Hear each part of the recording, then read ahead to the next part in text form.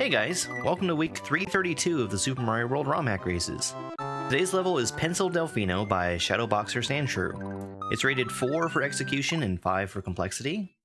This is Shadowboxer Sandshrew's second RomHack race, and he's also made 3 standalone RomHacks. Let's go ahead and get started. Welcome to the sun-drenched tropical paradise of Pencil Delfino. Between the name of the level, the title screen, and the intro screen, we know there's going to be a bunch of pencils here. The thing that I wasn't anticipating is for basically all of the pencils to be stacked on top of another sprite. These pencils that are on top of the disco shells are actually really fun to work with. Because the pencil is moving at me, I can clip inside of it and spin through it into the disco shell. So the auto-scroller in this level is really forcing me to move as fast as possible. When I don't know what's coming up or I hesitate, I just don't have enough time to make the jumps work. And so I'm dying to practically every new obstacle that's coming up. After this eating block finishes eating the brown blocks, I have to jump right away and just trust that the no block is going to be there to catch me. You know, it's funny with pencils, usually the most dangerous part is not the pointy bit at the end. It's kind of the weird hitbox that they have around them. And here I'm just needing to avoid being smashed between them. There's definitely enough room to get underneath that piranha plant, but it's way easier if you go earlier. We've got blue coins right here indicating I should be spin jumping. I'm just in too much of a hurry to really read it.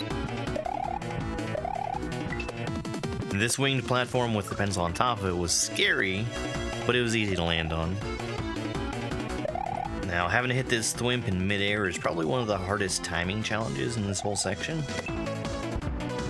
Here I only see the gap in the thwomp and thwimp after it's too late for me to have gone through it. But I noticed the eating block with the brown blocks over to the right, but I'm planning the next time I get there to delay as much as possible to give me more time on the brown blocks. I'm way too far behind now and I could not have gotten that on coin. This time I'm staying as far ahead as possible, and the timing for everything just kind of works out now.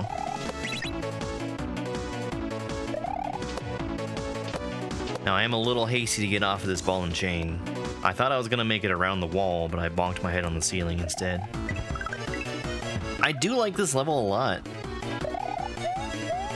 I felt like some of the obstacles in this first section here were a little unreadable the first time around seeing them. But every time I died to something new, I would immediately know what I needed to do to make more progress the next time. There's a couple of spots where you need to be pretty far to the right of the auto-scroll. But something else I could have done is some pause strats to give myself time to react to what was coming up.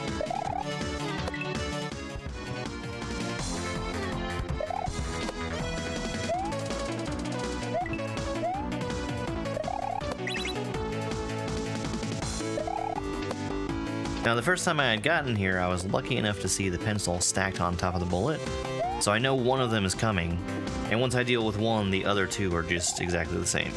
I was really surprised by the auto-scroll just stopping here, but it did let me take a little breather so I could get the timing right to go in that pipe. So I'm trying to run through here as fast as I can, but you can't make the first cycle underneath those pencils. There's just not enough time. Also, the chuck needs to be in the air for you to make the jump up to that platform. So if you bounce off of him once and you're not up there after that, it's already over. The blue coin that we can see here is really helpful, because it's spelling out that I'm going to need Chuck to keep running, and that's where I'm going to want to jump off of him for the last time. So I was actually a huge fan of this move here with the Thwimp. I couldn't really see where I was going. You can just barely see the wing of a winged platform on the far right. So now that I've gotten through here, I do a little bit of pausing so I can see what I need to be doing next. Everything through here is just kind of making sense. And I correctly stop Chuck, but I misread these up arrows. I, for whatever reason, thought that I was supposed to go up over top of the cement blocks.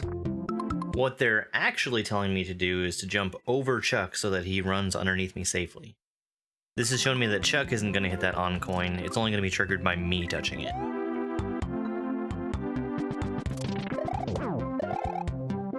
We've got enough time on that P-switch timer that I really don't have to worry about it turning off by the time I get to those coins. Now, I have to wait a little bit longer than I expected to jump down on Chuck's head here. He doesn't actually start breaking the blocks until he lands on the ground. I am terrified of the pencils on top of these fireballs. I thought that the pencils were going to do the same thing they did in the first section when they were on top of the disco shells, where moving into me would just crush me. But I think these are actually safe to touch from the side. And I just have to worry about the pointy end on top and the fireball on the bottom. Now, I thought this was kind of interesting because the first half was a much faster auto-scroll than this. That made the second half way easier for me to read. A lot of the time I was able to see what was coming up the first time I got to it. Just a lot less dying to learn in this half.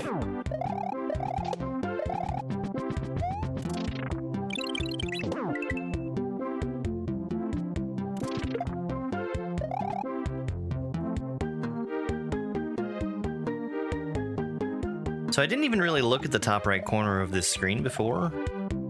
I was kind of operating under the assumption that I needed to have the P-switch still active in order to beat the level. But it turns out the only thing that the P-switch was blocking off was the moon, which I'm totally okay with not getting. I had really felt like I was capable of getting that the first time I was on that last screen, and I ended up choking away like 3 minutes having to get back to it again.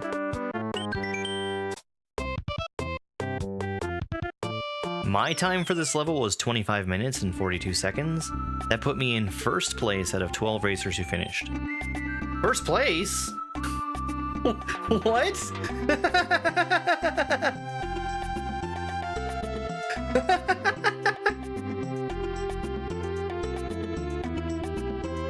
Okay. Alright. Thank you so much for watching. I'm going to keep putting out these videos showing my part of every week's RomHack race.